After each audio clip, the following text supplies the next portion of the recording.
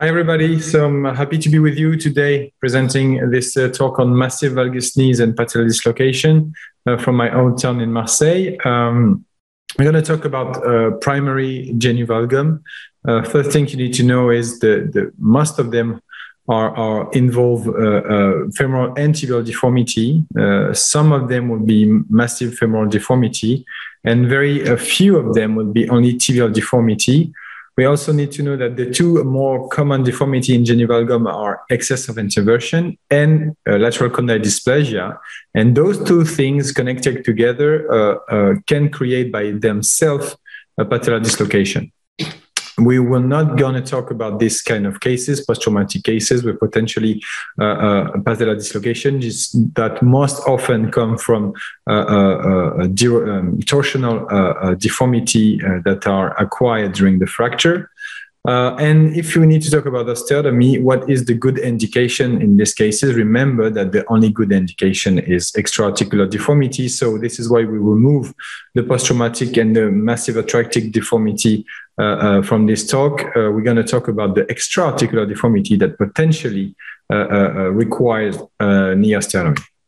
What is normal? To define when you should correct, you should define when you should, what is abnormal. This is a paper we published in Kesta 2 years ago. And the main thing we discovered was that very few people get tibial valgus, more than 91 MPTA, and very few people get MLDFA below 81. So if you need to talk about massive deformity, they are probably outside of this range. But let's say that anything above 90 degree of MPTA and below 84 of MLDFA can be considered that something out of the threshold for valgus deformity. In terms of torsion, let's say that it's a classical thing. If you look at valgus knees, you potentially can have some excess of anteversion. This is the mean value we found in this paper published in Kesta. The mean anteversion, male and female, is 15 degree, and the standard deviation is around 7. The mean external torsion is around 30 to 33 degree, and you can see that the range is very tiny. So most of the people get around 33 plus or minus 6 or 7 external torsion of the tibia. Why does those valgus knees dislocate the patella? This is the classic drawing from Mackay, and you will see that the strains that occur in genu-valgum tends to rotate the tibia externally because of the lateral condyle hypoplasia, because of the important anteversion. You will have a tendency to rotate the foot and to rotate the distal tibia onto the proximal femur to accommodate and have the patella centered at the end of when you're walking. And this will create this kind of abnormality. The tibia will rotate below the condyle, and the patella will, of course, will be pushed outside on the lateral side of the knee, and a big tendency to dislocate. So when you're facing this massive valgus deformity like this one, which is a isolated 12-degree deformity in the femur, which is very rare, and specifically in this kind of young ladies, you can argue that you have something wrong there. And in these specific cases, we have also an excess of anteversion. How do you assess them? A classic X-ray, frontal view, lateral view, skyline, of course, long axis X-ray. Do your best to have good images, not like this one with the patella centered in the middle and the fibula head hidden at least 1/3 behind the tibia.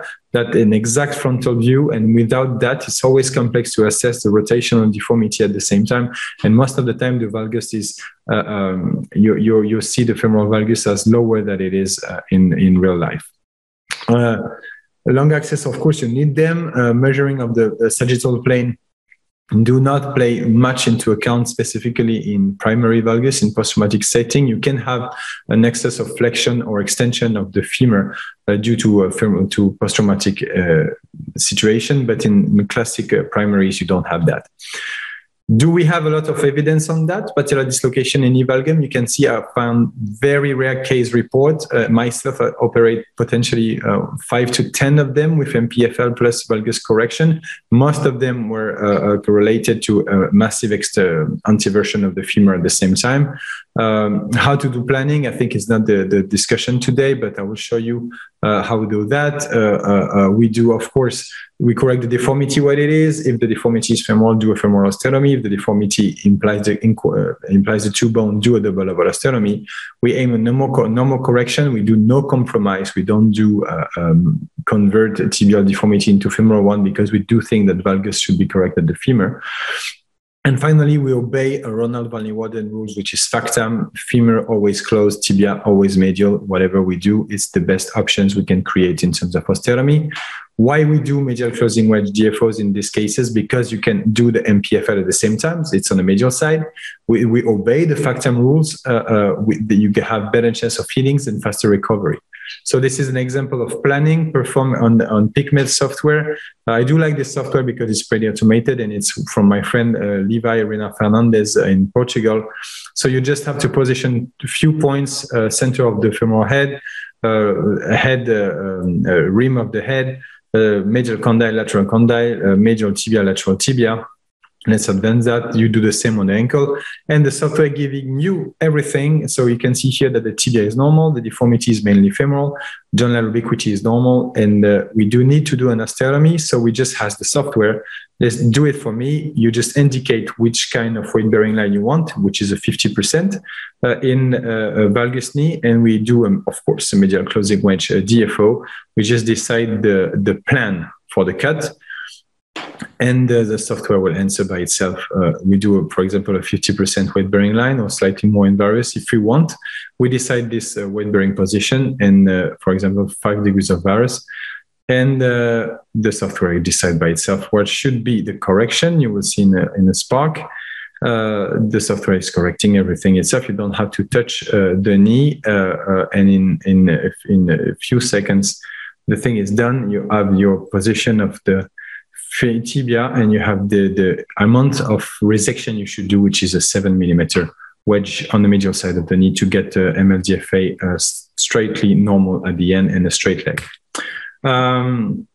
Case for me, this is the lady you saw. MLDFA was 76, which is a massive abnormality, and PTA normal, anteversion 35, torsional tibia 31. We do both. We do a PSI to have the correction of 12 degree in the frontal plane, 15 degree for the anteversion to return to something more normal. And this is the post-op X-ray. We do a plan oblique cut that implies a breakage of the hinge, because otherwise you cannot derotate in a single plane fashion. So we correct both the valgus and the rotation at the same time. And of course we do MPFL. This lady have 5 dislocation in this patella. We do an MPFL with a classic, let's say, tunnel in the patella and tunnel just behind the plate at the position of the grit adductor, which is easy to find, specifically when you have a big opening at this side. Another case, this one is, I like it. I did it last week. It was the bifocal valgus, 81 MLDFA, 92 tibia, anteversion and torsion normal. And this guy, the selection, what we intend to do is a bifocal correction, do a DLO. So we do a 6 millimeter closing on the femur and 6 millimeter closing on the tibia. We call that a sandwich osteotomy to have a straight leg. And we do a soft tissue reconstruction of the patella, which was very, very stable after the easy correction of the deformity. Take-home messages to conclude. Be aware that when talking about osteotomy plus MPFL, of course, training is lacking. Even in big volume is something I'm doing maybe 1 or 2 times a year. And I mean, most of us are doing very few number of these cases. The femur, never forget when you do knee osteotomy, you need to remember that femoral osteotomy should be perfect, because when something is wrong, something is very wrong.